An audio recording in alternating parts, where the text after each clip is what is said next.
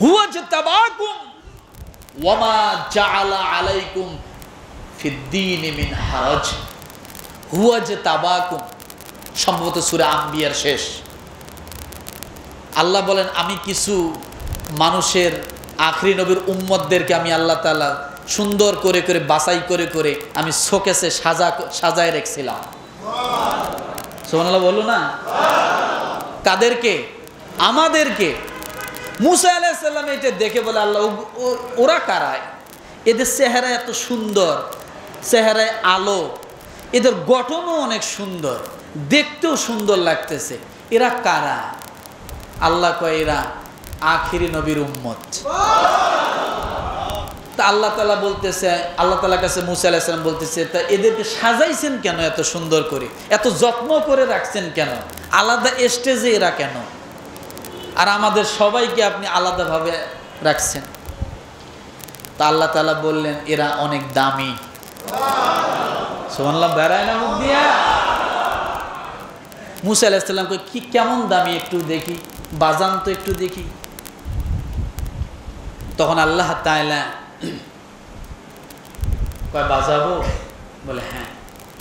আল্লাহ তাআলা ডাক দিলেন আখিরি নবীর উম্মত যখন এই কথা বলছে সঙ্গে সঙ্গে আখিরি নবীর যত উম্মত ছিল সকলে বলছে লাব্বাইক ওয়া সাদাইত, আল্লাহুম্মা লাব্বাইক। এই কথা যখনই বলছে মুসা আলাইহিস সালাম মাথা নিচু করে দিয়ে বলছে আল্লাহ আমার নবুয়তের দরকার নাই, আমি এই উম্মতের সাথে এই নবীর উম্মতে থাকতে চাই। এদের ভাষা এত সুন্দর, লাব্বাইক আল্লাহুম্মা লাব্বাইক, এদের ভাষা এত সুন্দর, এরা এত মর্যাদাবান, আমার নবুয়তের দরকার নাই, আমাকে আপনি উম্মত বানান। বলবো আরো কিছু? দানিয়েল আলাইহিস সালাতু ওয়াস সালাম আল্লাহর কাছ থেকে নবীর উম্মতের কথা শুনে উনি আর নবীর সাক্ষাতের আশা করে নাই, যে নবীর উম্মতের এত মর্যাদা এত সম্মান, সেই নবীর সাক্ষাৎ আমি কেমনে চাই আল্লাহর কাছে? তো দানিয়েল আলাইহিস সালাম বলছে আল্লাহ আমি জানি ওই নবীর সঙ্গে সাক্ষাৎ করার যোগ্যতা আমার হয়তোবা নাই, কিন্তু আমি ওই নবীর উম্মতের হাতের ছোঁয়াটা যেন আমার শরীরে লাগে, এই দোয়াটা তুমি আমার একটু কবুল করে নাও। জোরে বলেন, জোরে বলেন, জোরে বলেন। যে নবীর উম্মতের এত দাম, সেই নবীর হয়তো দেখা আমি শেখ হাসিনার দেখা কি সবাই পাইছিলেন? এখনো অনেকে আছেন সশরীরে দেখেন নাই, টিভি ছাড়া। কথা ঠিক না? তো যে বোঝার জন্য, আল্লাহ মাফ করুক, বোঝার জন্য বলছি। তো এই জন্য যে যত দামি তার শান মান মর্যাদা তত দামি। দানিয়েল আলাইহিস সালাম তিনি একজন নবী, তিনি বলতেছেন যে নবীর উম্মতের এত মর্যাদা এত দাম, আমি নিশ্চয় ওই উম্মতের দেখা, ওই নবীর দেখা পাবো না, কিন্তু ওই নবী যে উম্মত হবে তার হাতের ছোঁয়াটা যেন আমার শরীরে লাগে। সুবহানাল্লাহ বলেন। আল্লাহ কবুল করে নিছেন। দানিয়েল আলাইহিস সালামকে আল্লাহ তাআলা প্রায় ৩০০০ বছর তার শরীর অক্ষত অবস্থায় উজবেকিস্তান, এখানে ইরাকের কাছে এই জায়গায় একটা আল্লাহ তাআলা তাকে সংরক্ষণ করে রাখছেন।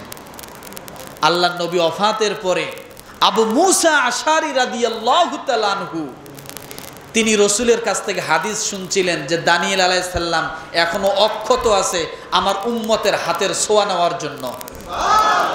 আবু মুসা আশারি ওই উজবেকিস্তানের কাছে যাইয়া খুঁজতেছে যে কোথায় আছে সেই দেহ, আমি একটু দেখব।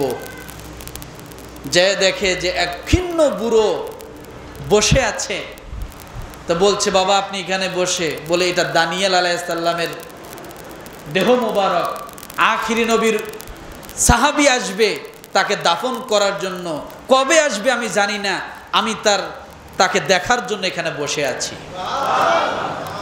তখন বলছে আমি আবু মুসা আশারি, আমি আসছি বলেন আমি তাকে দাফন করে দেই। এই আবু মুসা আশারির হাতের ছোঁয়ায় নিজ হাতে কবরের মধ্যে দানিয়েল আলাইহিস সালামকে রাখেন, আল্লাহ তাআলা তার দোয়া কবুল করে নিয়েছেন।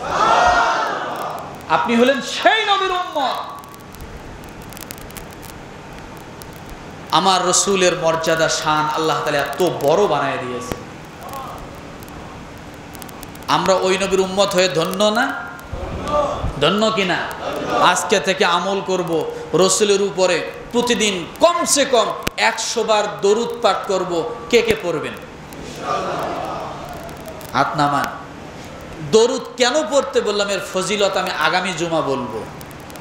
মারাত্মক ফজিলত। তাহলে আজকে থেকে 100 বার, রাত দিন 24 ঘন্টার ভিতরে কমসে কম 100 বার, উপরে যত পারেন এই আমলটা করব। যেহেতু আখেরি নবীর কারণে আমাদেরকে আল্লাহ দামি বানায় দিয়েছে, কেন পড়বো না? আল্লাহ তাআলা আমাদের সকলকে রসুলের শান এবং মানের মর্যাদা রক্ষা করা এবং তার উপর রহমতের দরুদ পাঠ করার তৌফিক দান করুক। আমিন। ওয়া আখির দাওয়ানা আনিল হামদুলিল্লাহি রাব্বিল আলামিন।